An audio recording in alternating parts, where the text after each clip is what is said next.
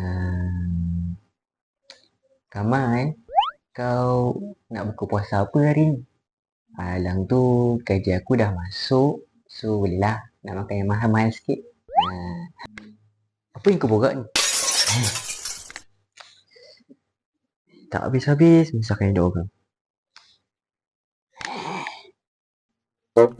Aku hanya nak tahu kau nak buka puasa apa hari ni. Salah aku nak tanya.